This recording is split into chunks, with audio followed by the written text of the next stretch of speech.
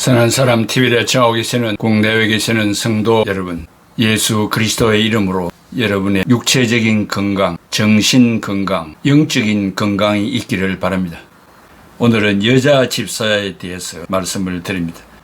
디모데전서 3장 11절에 여자들도 이와 같이 정숙하고 모함하지 아니하며 절제하며 모든 일에 충성된 자라야 할지니라. 여기에 구나이카스, 즉 여자들이라는 이 말은 집사의 아내로 해석된다면 문장이 타 구나이카스 오톤일 것이라 예측할 수 있습니다. 그러나 본문이 교회의 여집사, 즉 타스 디에코노스라면 구나이카스는 니콜라스가 번역한 것처럼 여집사로 번역되어야 할 것입니다. 구나이카스, 즉 여자들에 대해 인터내셔널 크리티컬 코멘터리의 정의는 다음과 같습니다. 여집사와 남자 집사에게 필요한 자질들을 말하면서 셈나스, 셈모스, 메 디아볼루스, 메 딜로우오스, 리탈리오스, 메 오이노프로스콘타스, 피오타센 파시, 메 디스프로케데이스, 선 네이데세이라고 말을 했습니다. 그러므로 집사의 아내가 아니고 여집사로 번역되어야 한다고 락은 자기 책에 주장하고 있습니다. 당시의 여집사들의 의무는 여성 예비 신자들을 가르치고 그들의 세례식에 참석하고 예배 드릴 때 여성 예비 신자들을 돌보고 감독의 설교를 그들에게 전달해 주는 것으로 한정되어 있었습니다. 교회 생활에서 계속적으로 중요한 역할을 담당했던 디에코니소이, 즉 여집사 직분에 대한 최초의 규정들이 여기에 나타납니다. 하치는 다음과 같이 주장합니다. 다수의 교회 사가들은 두 종류의 여성 직분자가 있었을 것으로 주장합니다. 첫째는 그들의 의무에 있어서 장로에 해당하는 프레스비타이드인데 젊은 여자 성도의 행동을 감독하는 책임을 가졌고, 둘째는 병자와 가난한 자를 돌보는 의무를 가진 직분자였다고 그의 책에 기록했습니다. 켈빈은 여성 직분자들에 대해 언급하는 바는 여집사는 찬송을 부르거나 알 수 없는 중얼거림으로 하나님의 비위를 맞추고 그들의 일생을 게으름 속에서 낭비하기 위해서 임명을 받은 것이 아니라 가난한 사람, 고통을 당하는 사람에게 구제를 베풀 때에 열정과 근면, 성실 그리고 민첩함으로 교회의 공적인 사역을 수행하기 위해서 임명을 받았다고 그의 책에 기록했습니다. 잔 맥클린 토커와 제임스 스트롱은 로마서 16장 1절에 나타나는 표제는 갱거레아 교회의 일꾼이었던 베베라는 이름의 여성도와 관련이 있습니다. 사도시대의 제도는 여집사와 과부 그리고 처녀를 구별하며 여집사의 의무를 규정합니다. 여집사의 의무는 남자 집사들보다 쉽게 가까이 갈 수 있는 병들고 가난한 사람들을 돌보는 일과 예비 신자들을 가르치고 여성 신자들이 세례를 받을 수 있도록 도우며 교회 여성 신자들을 공적으로나 사적으로나 감독하고 감독이나 목사에게 정기적으로 보고를 하는 것입니다. 그러나 이 직분이 얼마나 계속되었는지는 확실치 않다고 그의 책에 말하고 있습니다. 니콜라스는 말하기를 한국 장로교회의 헌법에 의하면 남녀 집사는 안수 없이 일시적인, 즉 서리집사 직분으로 임명을 받는다. 그러나 여집사는 남자 집사와 함께 다양한 교회 봉사를 하므로 오늘날 한국 교회에 중요한 역할을 감당했다는 것은 중요한 사실이다라고 그의 책에 말하고 있습니다.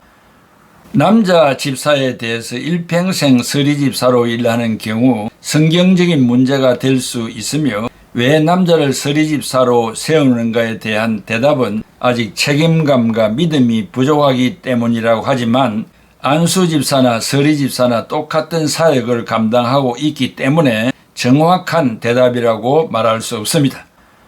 이제 한국교회는 철저한 훈련을 통하여 남자에 대해서는 안수를 통한 직분이 주어져야 할 것입니다. 따라서 한국교회는 물량과 사역과 숫자를 외부적으로 드러내는 경향을 조심해야 할 것입니다.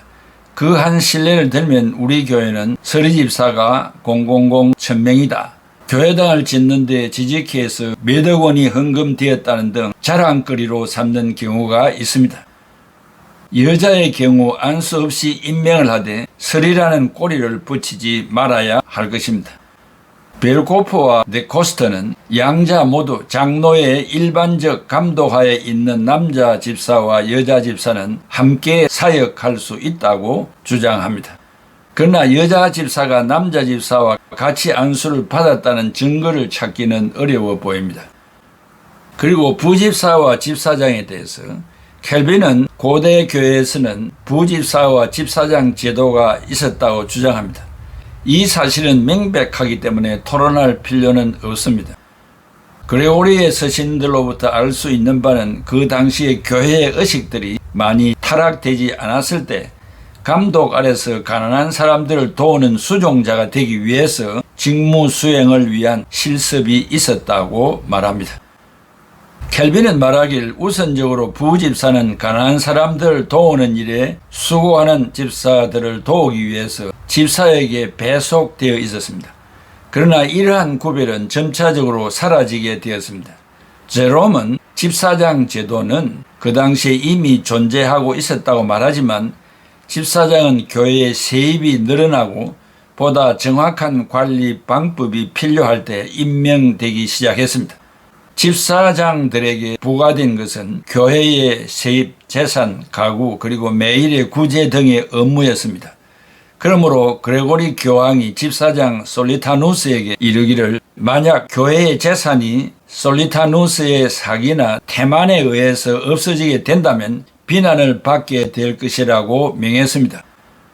말씀을 자신들에게 낭독하고 권면하는 일이 집사장에게 맡겨진 일이었고 더욱이 성찬에서 분잔, 잔을 나누어 주는 일이 허용되었습니다.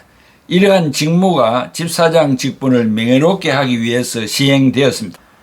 그리고 집사장들이 그들에게 맡겨진 일이 이교적인 섬김의 정신이 아니라 하나님께 헌신된 영적 기능의 상징임을 상기할 때 그들은 보다 겸손한 태도로 직분을 수행해야 된다고 말했습니다. 사이몬스도 초기 교회에서 집사장에 대해서 기록했습니다.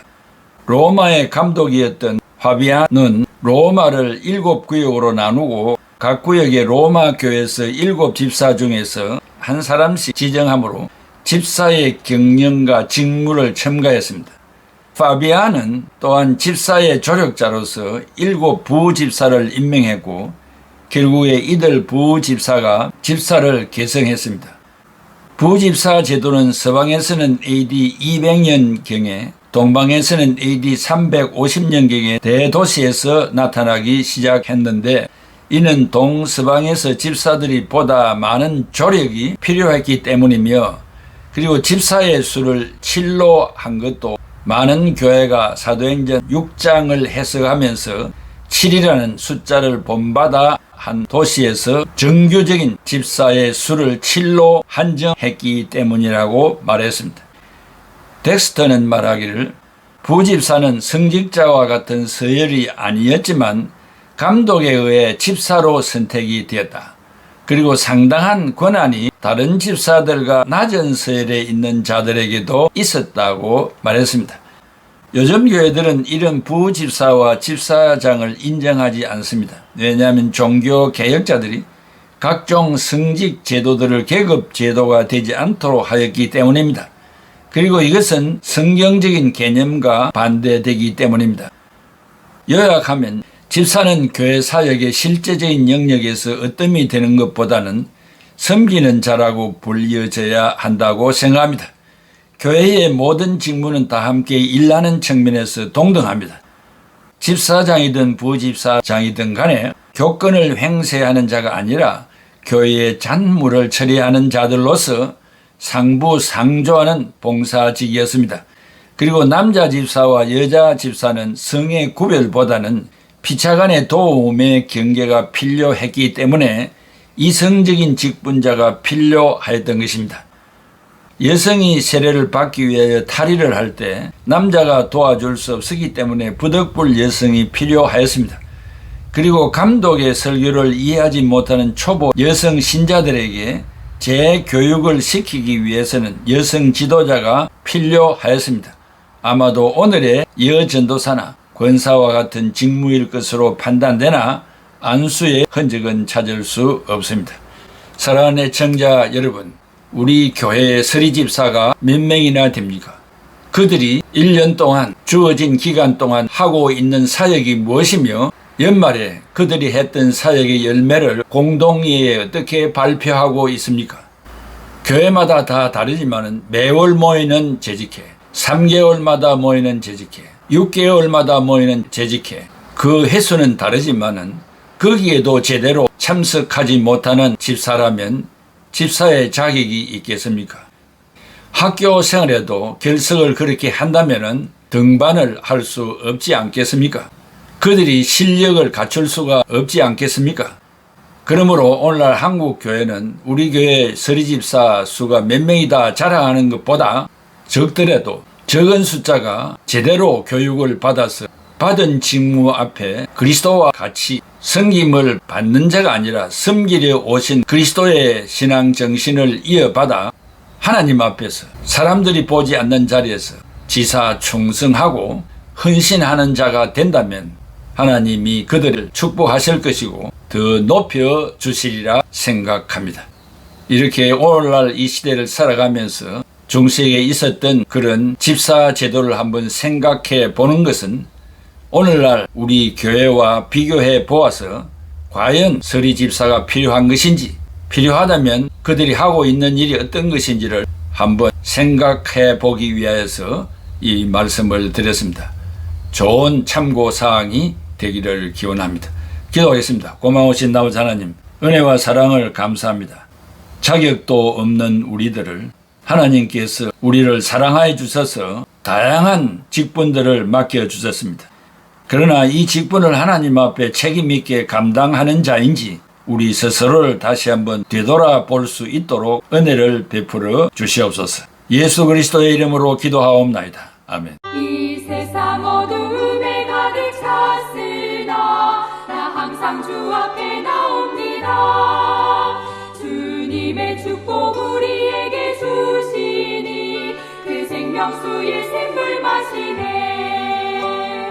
생명수의 샘물 마시면서 나는 기쁘고 또 나는 기쁘다.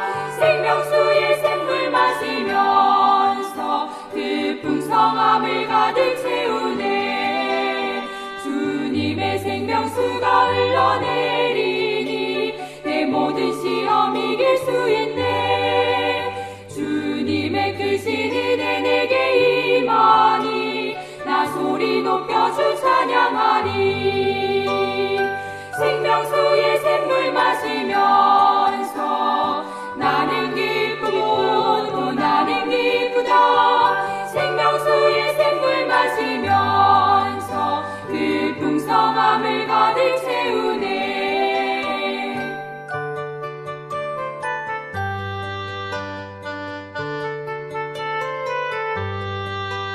친구여 지금 갈보리로 나와서 구원의 기쁜 소식 들으라. 주님의 생수 아낌없이 주시니 목마른 영혼 만족하겠네.